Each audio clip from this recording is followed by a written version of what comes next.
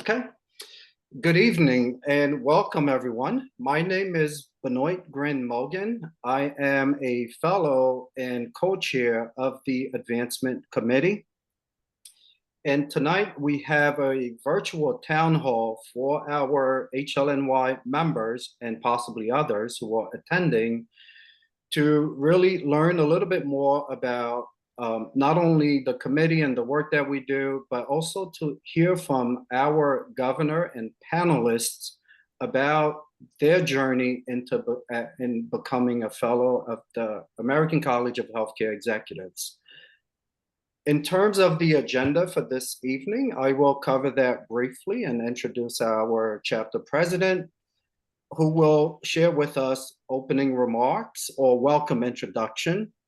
And then we'll transition to Saul Torres, who is governor of the American College of Healthcare Executives and also a member of HLNY and a fellow. And then we'll transition to the panel discussion led by Danielle Edwards, who's also on the Advancement Committee, followed by FACHE eligibility and requirements to learn a little bit more about what's required to become a fellow. And Kevin Leo will go through the requirements and facilitate the Q&A portion of the presentation.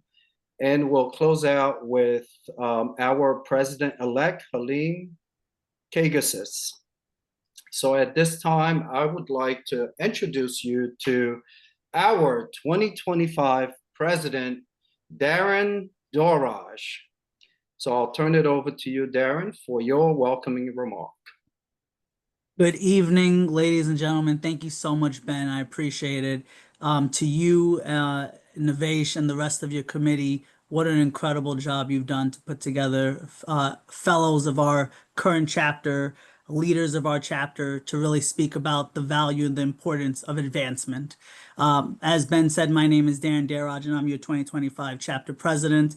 Healthcare Leaders of New York is the largest chapter of the American College of Healthcare Executives. Our pillars are focused on advancement, education, professional development, networking, and service, and continuing the mission of the American College of Healthcare Executives, advancing leaders and showing the fact that we care, creating pipelines and strengthening those leaders through our programs, through our education, and through our people. That's what your chapter is here to do for you. And tonight's event and program is a continued example of the value HLNY brings to you in terms of helping advance your career. Your chapter is here as you advance your career and advance in the college every step of the way. And thank you to the committee for this panel discussion on how to become a fellow of the American College of Healthcare Executives, truly putting you at the same shoulder to shoulder as our clinical partners in care. So thank you for being here today, and please start your journey, continue your journey, and advance. And I think now I'll introduce our governor for the American College of Healthcare Executives, a dear friend, a former president of our organization, a leader in our community, Mr. Saul Torres. Thank you, Darren, and good evening to my ACHE family and my HLNY brothers and sisters. I'm really happy to be here tonight and share a little bit about my journey and the American College of Healthcare Executives. First, of course, I want to thank the HLNY leadership for putting together this event tonight. And as Darren said, HLNY is the largest and probably the most active chapter in all of ACHE. And we are very proud of that when we represent in national conference. Also, I want to thank my colleagues on the panel. It's a very distinguished panel. Some of my former coworkers and colleagues, longtime friends. It's great to be together and share aspects of our journey. Really briefly on ACHE, in March, we had our annual Congress in Houston, and I'm sure some of you were there. Just to give you a sense of scale, traditionally we have about 5,000 attendees at the Congress in Chicago. And the last couple of years in Chicago, we realized that we were bumping up against the physical space limits of the Chicago conferencing facilities that meet our needs. So 2 years ago, ACHA leadership made a decision to relocate. And just to give you an appreciation, it's never been out of Chicago in its history, except for once when we went to New Orleans after the hurricane to help rebuild the local economy there. So we had to cap registrations for 2024 at about 5,100 because that's the space limit. When we moved to Houston this year, we had over 7,100 people attend, and 40% of those attendees, it was their first Congress. And I can tell you from my informal surveys during our 3 lunch meetings where we had almost 3,000 people at each one, the participants just absolutely love Congress. And from my perspective, having attended somewhere around 25 Congresses, this one just was in a new league in terms of how well it was organized, the caliber of the speakers, and the level of interaction. So why am I telling you all this? I'm telling you all because we're going to do this again in March, early March in Houston. And I want you to be there. It will be a great event. And then the next year, we're going to Nashville. So let's get engaged with our journey to fellowship and really, immerse in the atmosphere of the Congress. It's an incredible event.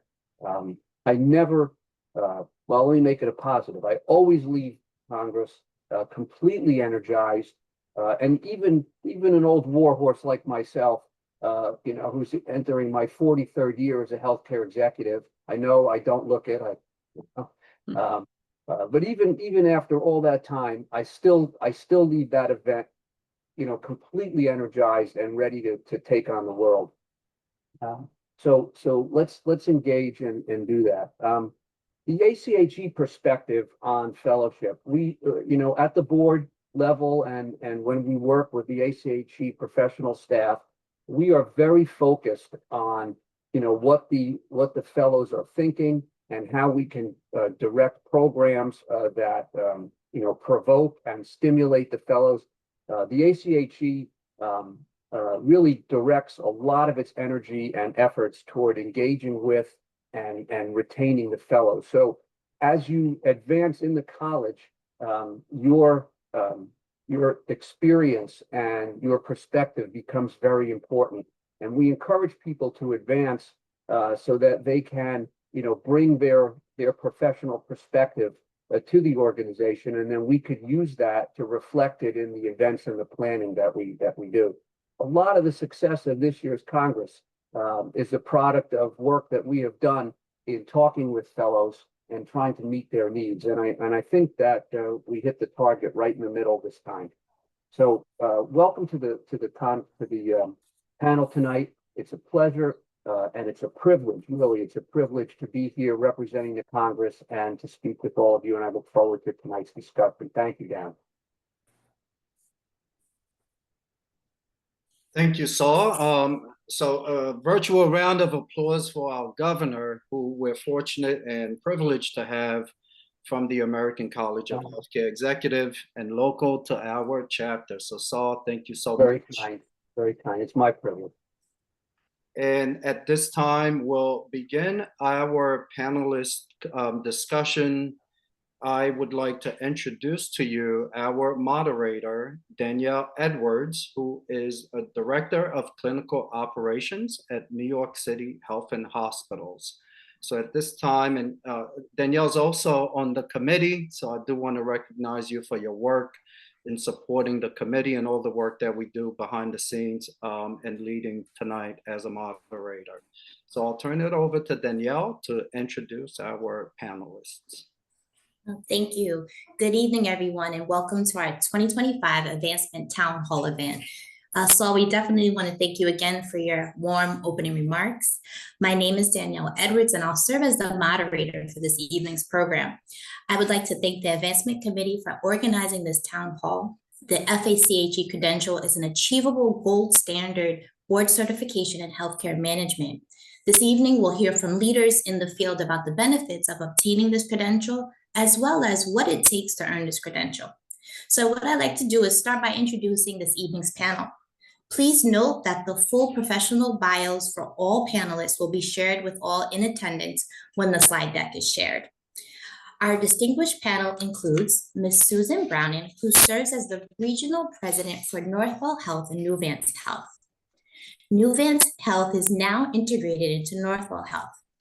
Susan is also president at Vassar Brothers Medical Center. She has served in multiple leadership roles throughout her career.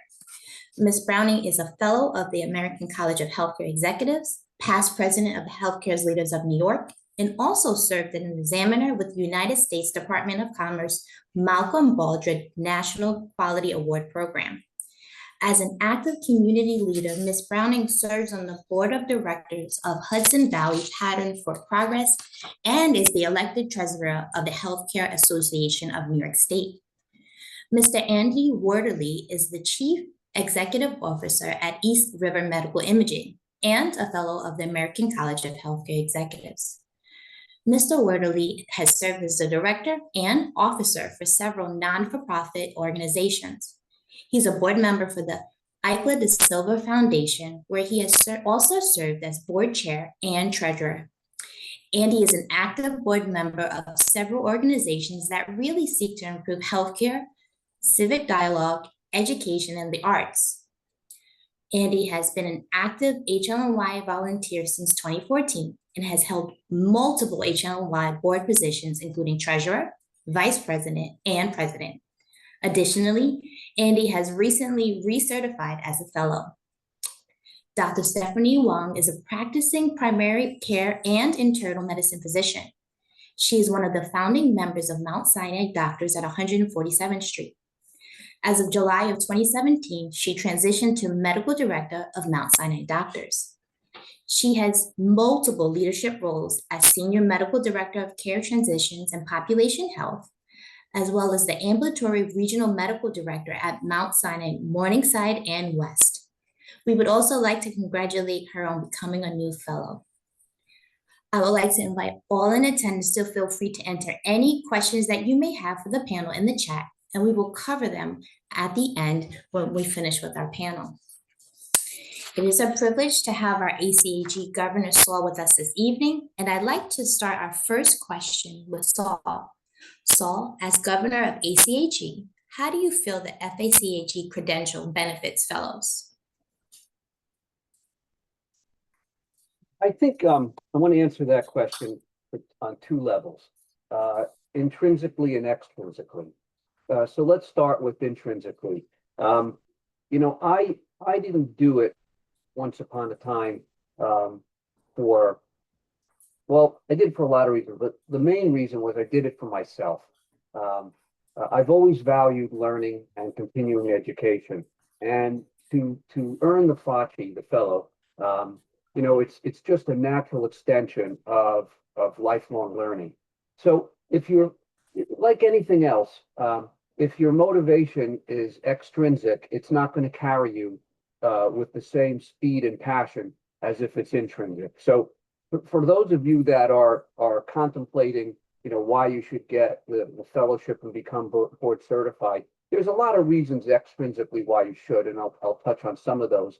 But the real motivation has to come from your heart and your mind. You want to do this for yourself, and you feel good about it. And I have to tell you, as a regent for 3 years and a governor now in my third year, I've had the privilege of sitting on the stage at commencement at the annual Congress and watching thousands of people over those 6 years walk across that stage and shake Deborah Bowen's hand and get that, which I didn't have tonight because it's on my other suit, get that FACHE pin to wear proudly every day, which I do. And every single one of those people, you could see they could not stop smiling, and their families were there and greeted them. And it's just a personal growth experience that you need to do for yourself. So make that, you know, point one. Extrinsically, I have an affinity as I've grown, in spite of my limitations, into a senior executive in healthcare. When I interact and come across with other fellows, board certified healthcare executives, I know right away that we have a connection. And that connection becomes a point of differentiation in who I choose to be on my team, who I choose to relate to professionally. And I'm not saying I exclude people that don't have it, but you just have this natural gravitational attraction to people who have gone through the same experience, who hold the same values around lifelong learning and education as you do. So, why do it? Do it for yourself, and then do it, for your profession. ACHE is all about lifelong learning, and the achievement of board certification is a public expression and a manifestation of that mission. That leads us into the second question that we have for you. What do you personally feel are the benefits of achieving this credential in our industry? You know what I forgot to say in the first question is, I had a lot of anxiety as a young man about whether I could pass the test. And I have to say it wasn't easy. It was a challenge, but I did it. So what I'll tell all of you is if I can do it, I'm sure you can do it. It's been my experience over the last few decades that the people behind me, coming up through the ranks are way smarter and way harder working than I was. So if I could do it, you could do it. In terms of, the benefit for the profession, I touched on this a little bit. It's a signal.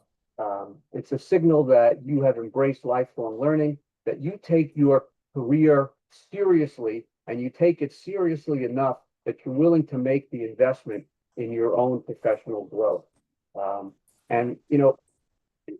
Now this is a profession that we're in. Some people call it an industry. It's not an industry, it's a profession. And we are professionals, and professionals, engage in an academic self-actualization ladder of learning. And this credential is that signal to anyone who's got that on their radar. So you got to do it, folks. And I am happy to help any of you any way I can. And I'm sure my colleagues here will help as well. And you connect with people. I was just reflecting on Susan. Susan and I served together on the executive committee of what was then the Metropolitan Health Administrators. And Susan was actually my vice president. She followed me in the year 2000 to become the president of MAHA. So, you make these connections through your engagement, and they follow you through your whole life. Just last week, Andy was at my hospital. We're creating a partnership together for his services. We're purchasing it. And you know why we're talking to Andy? Because we needed somebody that was in this line of business, and we immediately thought of him because of our professional relationship. And Susan, how many times have I called you, or over the years, hey, so-and-so's in your hospital, or can you help with this doctor? I mean, that's just this credential, brings everybody together and unites us in a way that is very powerful and very functional. I'll stop. That was wonderful. Thank you so much. Feel free to chime in throughout the discussion as well. We appreciate you. And so as we continue with this evening's panel, we'd like to ask any of our panelists if they'd like to share their own personal journey on how they became a fellow. I'm happy to go, absolutely. So actually, I began my career at what is now New York Brooklyn Methodist, Presbyterian Methodist Hospital back in the early 1990s, and that's right around when I met Saul. And exactly as I think Saul's explanation and the drive to become a fellow and to stay associated with ACHE and HLNY was on point, because it really is about continuously reaching for the next level, continuously seeking education. And how do I learn a little bit more? How do I meet more people that I want to be surrounded with, who are also share my values for continuing education? And so I joined at that point MAHA. I became a member of ACHE. This was very, very early in my career. And at that point, Saul, it was a CHE status. That's right. It became Diplomat. diplomat was the first level. And then you had to spend, I think it was 3 years as a CHE before you could sit for the the fellow exam. They've changed some of the criteria because, as Sal was saying, we go way back.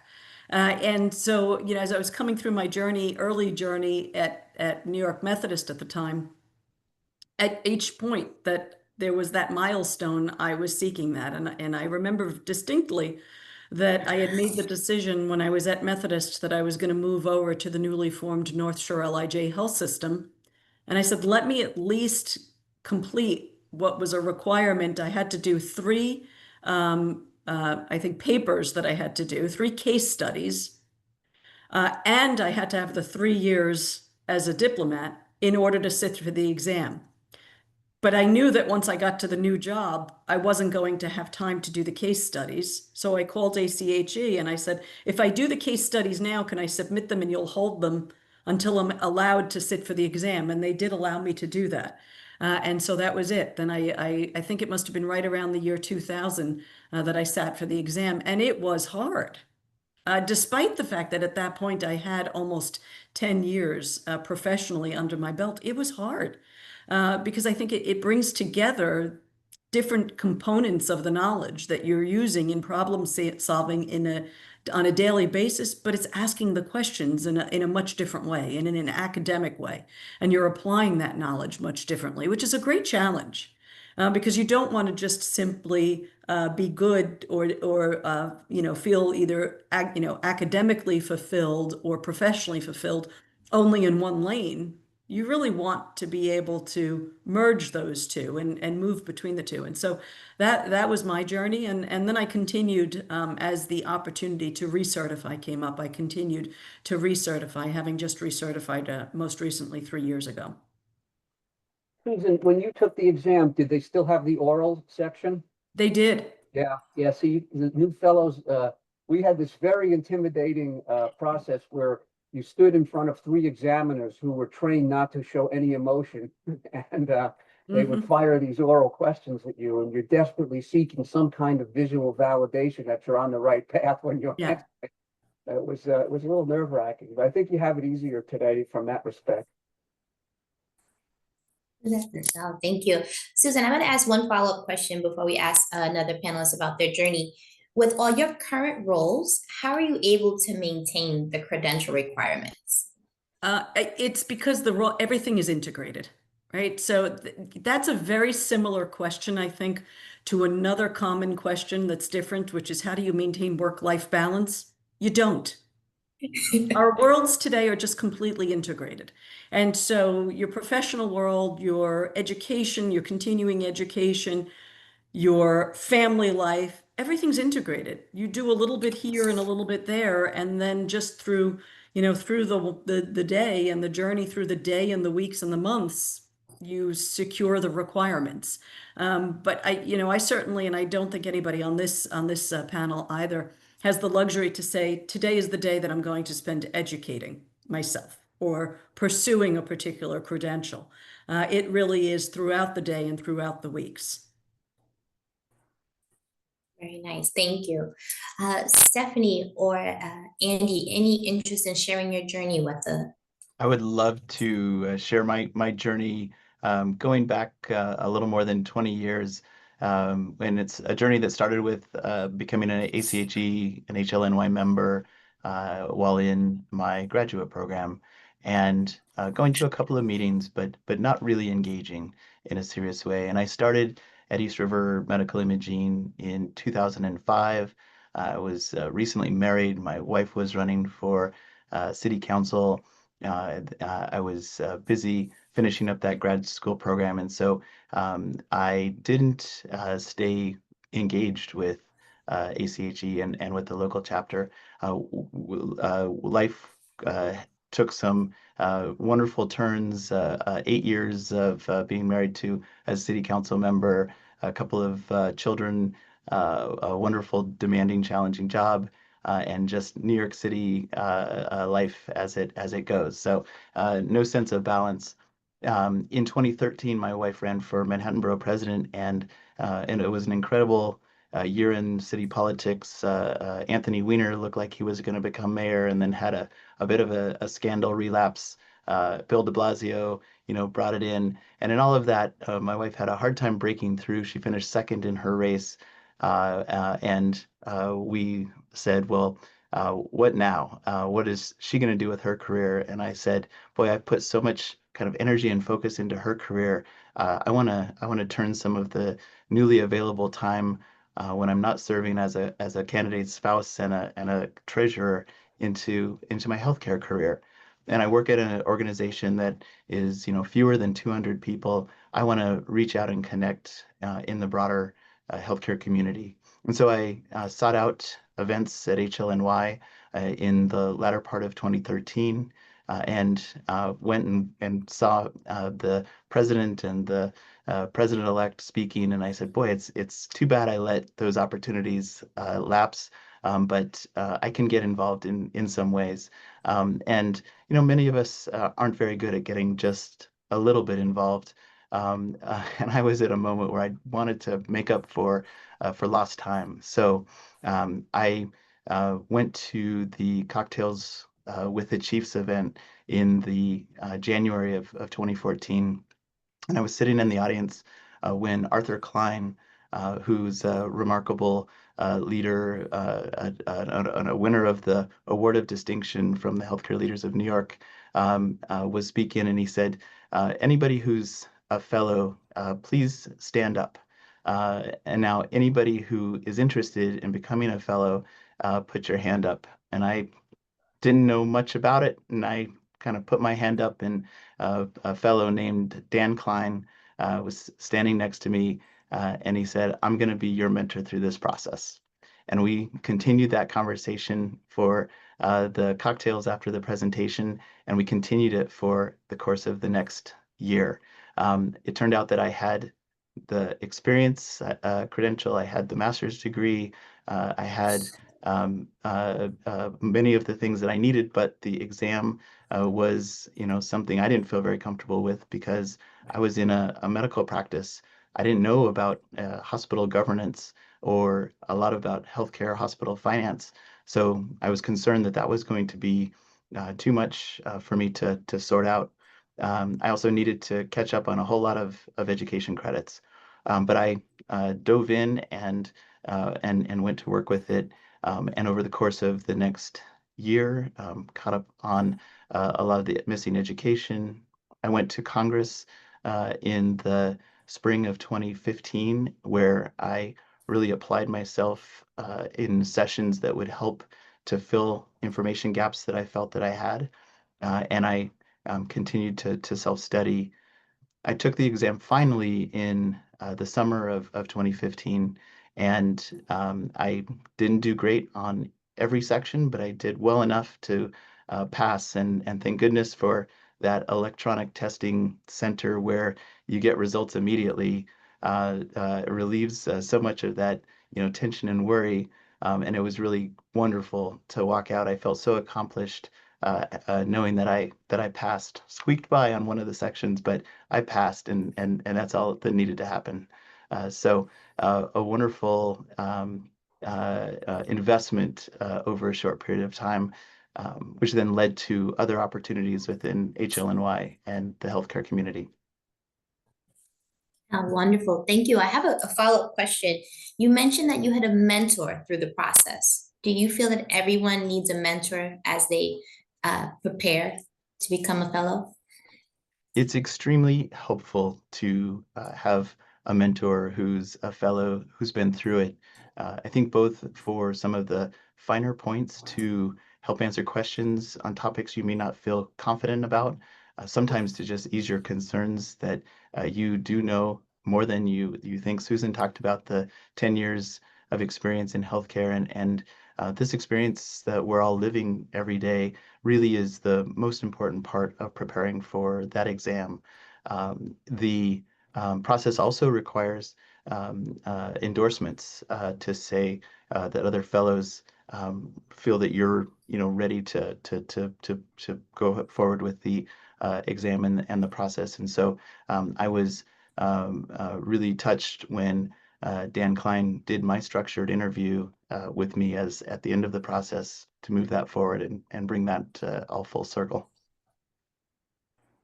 Great, thank you very much. And Dr. Wong, would you like to also tell us a little about your journey? Sure, I'd love to. I think, I'm probably the youngest member in this group. I would say my journey probably started when I decided to go to medical school. And I thought truly that I was going to be a white picket fence kind of doctor. I am old enough to know what white picket fence doctors are. But that was not actually in the cards for me, because as soon as I graduated, one of my great mentors at the time was like, you have a lot of really diverse experience. And I was just the right age to know how to do Excel and like data analytics, like a lot of visualization and things like that. And he's like, I need you to come and help me demonstrate how some of this data can be helpful for changing care. And that's actually what I fell in love with, which basically is quality improvement. How do you really make change, right? How do you help the patients in front of you, but also the doctors and all of the staff who are working so hard to help our patients? And it's through that I realized I'm really a pop health person. And so I ended up helping to lead our pop health group. And then that's actually how I met my past president for our hospital, which is Art Ginelli. And he is like an amazing mentor. He basically has had transformed our hospital into a very lean-oriented pop health manager kind of hospital. And he basically tasked me and said, Stephanie, I need you to make this practice, this primary care practice of yours, best in class, and help serve this community in the best way possible. And he just, on first meeting me, basically said, you are the right person for this. And it was so empowering. So a few years later, after I'd successfully run this practice with good partnership, good teams, and having learned quite a bit from Art himself, I did think, what should I do with my career? I've become, this senior medical director for care transitions. I'm in pop health now, but it would be really nice to get some operations, some other experience. And I never really saw myself as like the hospital president or necessarily the CMO of a hospital, because I'm very much ambulatory. So I went to talk to Art and said, Art, what do you think I should do? I've had lots of experience in pop health. I'm not really sure an NPH is what I need right now. I've done probably quite enough in pop health and a lot of that already. So I'm probably don't need that. But I do think I need some more business experience, right? In order for me to break through to the other side. And people look at me, they think doctor. And then suddenly you get pigeonholed. And then they don't necessarily think you understand the numbers, understand the finances. And Art was like, well, you could go get an MBA, but I'm not really sure you need that. In fact, one thing that might serve you better is a FACHE. You already know quite a bit of it. Why don't you explore it? I can be your mentor. We can look through this together and figure it out. And so, I signed up to be a member for ACHE at that time. And as I started studying, I realized I do know a lot of this, but now I can actually connect the dots. And I think that that's what the journey of studying for your FACHE is really about. It's like you osmose all of this information, but at the end, it's like, how does it really make sense? Studying it, really digging deeply into it, and also filling in some of the gaps helps you explain to yourself, but also now to others, like, what are we really trying to accomplish? And now we are able to speak the same language as well. I will say, like, finance was totally Greek to me, so I had no idea what I was talking about. And now, having done my FACHE, I have a much better facility with that language. I can actually speak close enough to Greek to be able to influence or at least convince, my COO why this is a good business case. And so I just got my FACHE last year, and actually really, really proud to have done it. It was quite an accomplishment. I won't say it was easy, but I think it was a really good experience just to consolidate all that information. Excellent. Thank you very much. And I have a follow-up question for you. For those who are thinking about pursuing this credential, what advice would you share?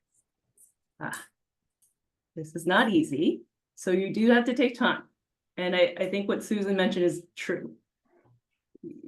You can't just set aside time like in your day to do this. It has to be integrated, right? And so finding people, colleagues who might be able to teach you some pieces of this, or finding projects where you will actually utilize some of this information, that was super helpful. But I do think that understanding where your gaps are is also fairly helpful, because then you can go and aim at those things and try to get true understanding, right? I wouldn't recommend necessarily learning more about the stuff you have expertise in, because you're probably going to be okay. There is such a thing as overthinking. So I will say, for me, coming from a clinical perspective, if you think about the exam, I have a tendency of overthinking. So I might say, like, slow down, take it as surface value. If there are too many words, read it slower or read it backwards, and then figure out what they're truly trying to get to. So I think that was super helpful. I did rely a lot on those textbooks from ACHE and the flashcards. I think the flashcards were super helpful. And after that, lots and lots of questions and talking to people in your network. I think Stephanie is spot on there, because so much of us will know the information. It's how is the question being asked, or in what context? And so reading those questions again and again helps you understand the way in which the question is being asked. It's, it could be similar to an LSAT or an MCAT or an SAT. You know the material. How are they asking the question? I think you also need to not be afraid to fail, and you need to set a deadline for yourself that's reasonable but not too far away. And so what you do is schedule the test, and you'll find the way to find the time to invest yourself to get there and be as ready as you can be, and you'll see how you do. And the best way to know what you don't know on that test is to take it. And if you miss it, if you don't get across the finish line that first time, you'll know exactly what to do with the next steps. So don't be afraid to lock in and pick a date and go for it. Way too many candidates hold off until they're sure they're ready. And I think that's the biggest mistake. Yeah, don't let perfect be the enemy of progress. I was going to add, as a doctor, I'm trained to get 100% correct. You are not going to get 100% correct. It's okay. Get what you can. It's actually, without getting too scientific about it, it's a very straight curve. So basically, there's just a passing rate, and all you have to do is hit the passing score, and you'll be okay. Dr. Wang, you're not suggesting that there's a lower standard to be a healthcare executive, are you? Absolutely not. I am saying that you need to lean on your other team members who may be better experts at things. There was a question about study material, which, I know you mentioned the flashcards and you also mentioned the textbook. Is there any specific textbooks that you would recommend? I think it's called the Well-Managed, Organized Pop Health. Forget, I'm not even saying it correctly, but that book was incredibly helpful. Actually, when I opened it and started reading through it, I was like, this is actually how my hospital is actually set up. And I was like, this is super helpful. If I were to set up a hospital, this is probably how I would do it, ideally. Unfortunately, that's not quite how healthcare is right now. We are transforming it as we go. But it does, it's a really good playbook in that sense. There are other materials. So ACHE has study questions. And I think those are super helpful to identify, like, what are your gaps, but also like what you're already good at. But also to kind of understand what the test writers are thinking and how they're asking questions. What I did realize is some of those flashcards are actually the questions themselves, and you just have to like memorize them kind of the way that they're written, and that helps you quite a bit. I was unfortunately not able to make it to the one-day test prep session that HLNY put together. I was really sad to have missed it. But there are other sister chapters that have sort of like mini series kind of prep sessions, and they have some questions, but a lot of it is like, how do you take tests like this? How do you think through the process? And some of that I actually just said, like, sometimes you just read the question backwards. Sometimes you read the question one word at a time. And so I found that super helpful and also very reassuring that it is doable. Very nice. I have an additional question for Susan and Andy. As past presidents of HLNY, how do you feel that the FACHE credential really has assisted you as a member of the board in your overall healthcare journey? You know, for me, it was, first of all, really wonderful to walk into the HLNY events and get that flag on my name tag, a point of pride, an opportunity to, you know, network with other fellows. And I think it gave me confidence as a leader. I was offered the opportunity to serve as the treasurer of the chapter, and so they knew that I had passed the finance section of the test, so I must be ready to go as treasurer. I think it provides, you know, confidence. It provides a sense of readiness to and recognition as a leader. I believe that when I, you know, put my name on the ballot for HLNY elections, being able to share that I had the credential was a meaningful differentiator for those voters, and it also helped in identifying volunteers and leaders for the board or initiatives for HLNY to tap those fellows who were certified as being so committed to the organization and the mission and the ethics that we all signed up for. Thanks. And yeah, for me, just building upon everything that Andy said, which I would say definitely represents a big piece of my journey as well, has been the opportunity to mentor others. And by being a fellow and being listed in the network of fellows who are willing to give of themselves and their time, I've had the privilege of mentoring many people who have, you know, come up, and we all stand on the shoulders of those before us, right? So I think it's just really, really helpful for us to give to the next group of leaders. Excellent.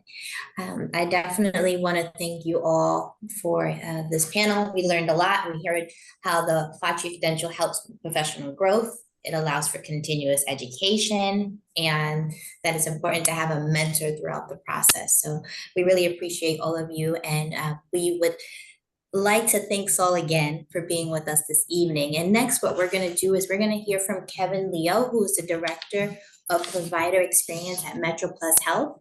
Kevin is also a key member of our advancement committee, as he supports all members through the advancement process, and he will discuss the FACHE eligibility requirements process with us. Thank you, Danielle. So if I could turn everybody's attention to the chart, to the puzzle pieces, we're going to start with the darkest purple, which basically notes that a applicant would need to be a current member of the ACHE. And then there's a tenure of 3 years on here, but I believe it has actually been shortened to 1 year since COVID. So that even makes it a little bit easier for our applicants to succeed. After that, it is that a applicant needs to have a master's degree. It could be a master's degree. It could be any post-baccalaureate type of degree, PhD, MD. So those count as well. After that, the next qualification would be that the applicant would have 5 years of management experience. There was a question in the Q&A section regarding direct reports. The applicant does not need to have direct reports. You know, that usually comes with the territory of being a manager, sometimes a director, VP, but is not a requirement. But there will need to be that certain level of management experience for those 5 years in order to apply. Then after that, there's going to be a requirement of 2 reference letters will need to be be submitted. One is going to be a structured interview reference from a current fellow, and the next is going to be a reference from another fellow or senior leader in your organization. Down the line, the next is then continuing education. Obviously, one of the main backbones of any of these credentials. There is a minimum of 36 continuing education credits that are related to healthcare management and administration within the 3 years prior to submitting an application. So if we're looking to do 4 years, then unfortunately those continuing education credits will not be allowed in, but within 3 years, absolutely. A minimum of 12 ACHE in-person education credits are required, 12 ACHE virtual interactive education credits, and you may use up to 12 qualifying education credits. So for instance, if you have a PMP, Six Sigma, and you're doing qualifying education credits for those organizations, those could be used. And then finally, volunteer activity. There are 4 volunteer activities needed within those 3 years to apply for advancement, 2 of which need to be community or civic related, and then 2 of which need to be healthcare related. So what that means is if you are working, if you are mentoring, or if you are in the community helping others, those would count for those 2 community civic and 2 healthcare related. If you're working on a healthcare or an ACHE, let's say, panel, such as this, then that would qualify. What's very interesting, or what's very great about the ACHE, is that when you are a member and you log in, you're able to actually go to your account and track your progress. So you'll be getting check marks along the way as you're submitting your documentation, so that it'll let you know when you're able to apply for the Board of Governors exam. Next slide.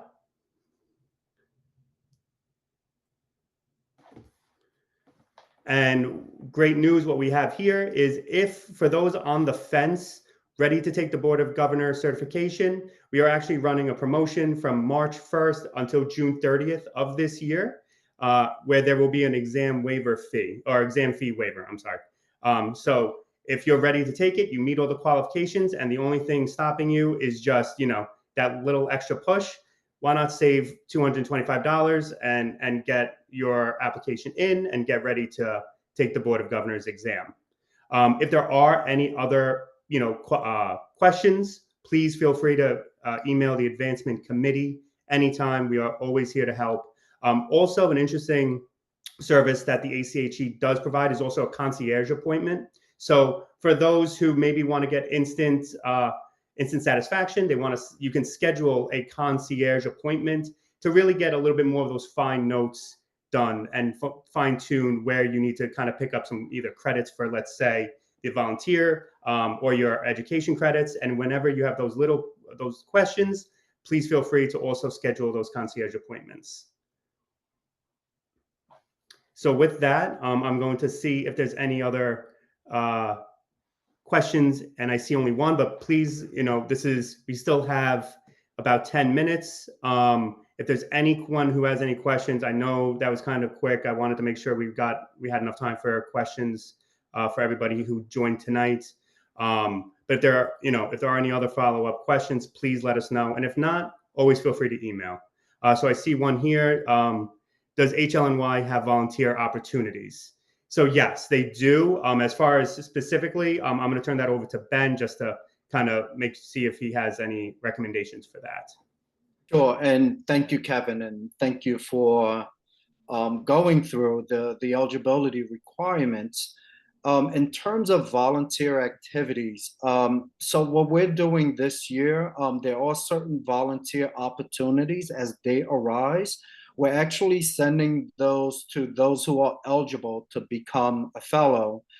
So there's an algorithm from ACHE based on your experience, tenure, educational requirements. If you meet some of these sort of criteria, we will target that cohort and send those volunteer opportunities. But in addition to that, we don't want to limit that just to those individuals. So as they become available, we do share that and through social media, primarily on LinkedIn, and increasingly on Instagram as well. And we're also publishing that on the website, so you're able to know of those volunteer opportunities. You can also reach out to the advancement committee so that we have your email address, so that, you know, if we're sending it just to those individuals that are sort of closer to preparation for the Board of Governors exam, we can also include you in that email so that you receive and you have an opportunity to volunteer. So there are many throughout the year, and we're here to support you in completing those activities. We also have some organizations that we have partnered with to fulfill those volunteer opportunities. While they may not be publicized as an event to gather a group, but we can direct you to an organization to participate and volunteer. Last point I want to make about volunteer: in some instances, there are activities that you may have already participated in that may meet the requirement. So if you're unsure, feel free to just ask the question, because in some cases it may apply, and you may have you may get credit for that volunteer experience. Thank you, Ben. So yeah, so I'm just going down the line. Also, I see some questions regarding being on the payer side of exclusively. I, for one, am on the payer side. I've been on the payer side for many years, and that is not going to limit you from applying to become or being an applicant to certify for the FACHE, as long as you meet those criteria. I was making a joke. I said it may limit your friendships at social opportunities. It may have, yes, absolutely. I know. I went to the dark side for. But so it hasn't jeopardized our relationship. So in some cases, it actually help your relationships. And then, so let's see. I see the next question being: do you recommend any study materials? For those, you know, I would defer to the panelists because they went through that. But as you know, as you search through the FACHE website, you can see that there are study bundles that are available for purchase. But I'll defer that to anyone on the panel who would like to also make some recommendations for any study materials. Well, I studied probably over 25 years ago, but I'm pretty sure I used a predecessor edition to the book that Dr. Wang was talking about. It's a green and white book, hospital organization. And I believe it's the well-managed. Yep, the well-managed community hospital. That's what it was called. Is that what it is? Okay. Yeah, I might even have it up there. Oh, there we go. And it is green, right? Yep, there we go. It is a well-managed healthcare organization. There you go. There you go. You know, if we have a minute, I'd just like to encourage people to think about this. You know, most people really do not enjoy networking. They feel awkward about it, and the most powerful, or one of the most powerful things that ACHE and HLNY offer you is this professional network. And you've got to engage with it, and there's no, you know, there's no half measures. You either do it or stay home. Everybody's in the same boat. We've all chosen this profession. We all have the we've learned that it feels good to do good. And we all go to work every day and we try to make a difference. And some days we get a home run and some days we strike out, but we always go back the next day. And everybody wants to do that. So, you know, think about who are the people in your life, in your profession, who are around you, or people that you haven't connected to yet. And think about who they are and make that effort to connect, because they will help you. You know, look, I can't give everybody a job, and right now I can't give anybody a job. But, you know, I got a resume yesterday from somebody who's just a very impressive person that I met at an event who followed up. And I took that resume and I brought it to my president, Michael, and I said, hey, Michael, you know, take a look at this resume. You know, when we're ready, this might be something that somebody that we would want to bring into our family here at Calvary. So you just don't know where that connection is going to lead you, or how that relationship will help you. But the benefit of no relationships is zero. So you got to take the chance. And the ACHE and HLNY and the fellowship process, they give you so many touch points to create these relationships and to nurture them. And then when your turn comes to give it back. Think about that tonight when this session is over. Think about who you can engage with and who you can reach out to. Because there are people that need help and people that will help you, and people who will feel good by helping. Mhm.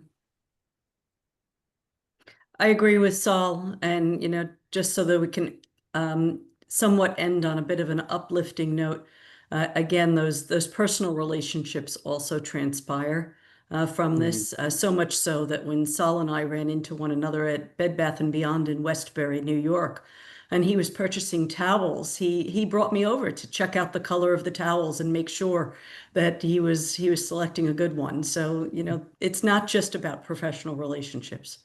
Exactly. And my towels, there's a little sign that says Susan Browning approved. Yeah, and actually, if I could piggyback on that, absolutely agree. I think by having those relationships, there's a question in here about mentorship. And I think that's how you really develop those close relationships and even develop the ability to have a mentor through the process. If you've made a commitment and you stay connected and you stay in a general region of the country, like in the New York City region, you start your career like Susan and I did, me in the 80s, Susan in the 90s, and you just go to work every day, you do your thing and you make these connections. You turn around in the blink of the eye, and the people that you met in graduate school or right after, they're now running organizations all through the region. Susan, my colleague, is the president of a major hospital, Vassar Brothers Hospital. And how did that happen? She worked hard. She made the connection. She invested in her career, and the sands of time passed, and there she is sitting at the president's desk at Vassar Brothers. Is that something, Susan, that was on your radar 25 or 30 years ago? I don't know, maybe it No, was, but it wasn't. Yeah, you just and my friend Michael Facina is now my boss here at the Calvary, and my other mentor Jeffrey Mankish is now the chairman of the board or on the board of directors here. Fred Skanga, runs the nursing home. Just like anybody, Kevin Spiegel's been president of many hospitals all across the country. All these people that we just started together in this organization, we've all just aged through and created this network that just is a professional force multiplier that comes to us through this organization. I cannot say enough about it, as you can tell. But you've got to do it. You've got to invest. Every one of you, except for me, because it conflicts with the vacation, should be at the award of distinction in early June. This event, we're honoring Dr. Robert Grossman. I cannot think of many other people who have had such a profound influence in our region. I mean, he took a sleepy academic medical center over the course of his leadership and created a national powerhouse. And HLNY is going to be honoring him in early June. I guarantee you there will be a lot of people that you want to meet at that event. Sadly, it's the first event in its 37-year history that I will miss. But you guys should be there because this is your chance to meet people who can help you and who think like you and who have the same values as you. You have to get there.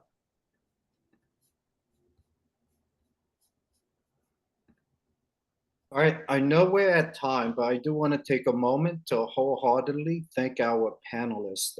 Thank you for giving your time and supporting the Advanced Committee. We're successful if you're supporting us in panel discussions such as this particular town hall. So a huge thank you. It's refreshing to hear of your journey. It keeps me inspired in so many different ways above and beyond the fellowship. So thank you for sharing that with us. At this time, just to be mindful of time, we'll go to the closing session and turn this over to Helene Kegasis. Helene? Thank you, Ben. As Ben mentioned, my name is Halim Kaigasis. I am the president-elect for HLNY. If we can go to the next slide, please. Just to touch base on some upcoming events that we have. We had the first part of our roadmap for students and early careerists yesterday. In 2 more weeks, we'll have the second part. We have our regional mixer for our members coming up in Brooklyn on May 22nd. And has been said several times, we have our big event, our big signature event, the gala coming up on June 2nd at the Glen Isle Harbor Club. And as you can see, you have some other events coming up. Just be sure to take a look at our website. You can follow us on LinkedIn, and we now are on Instagram. So you can make sure that you're aware of all of our upcoming events, and you can begin to come in attendance. We have some of our credited events coming up as well, such as Mini Congress, which offers 4.5, which we are intending to offer 4.5 in-person credits this year. And there will be other scattered events throughout the year. So be sure to check your emails and follow us on LinkedIn and on our website. And, once again, thank you to our advancement committee for putting this event together for us, and to all of our panelists and our moderator. Good night, everybody. Good night. Good night. Let's go next.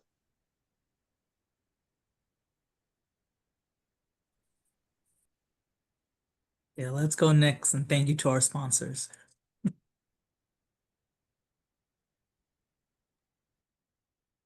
Is anybody gonna stay on and hang out?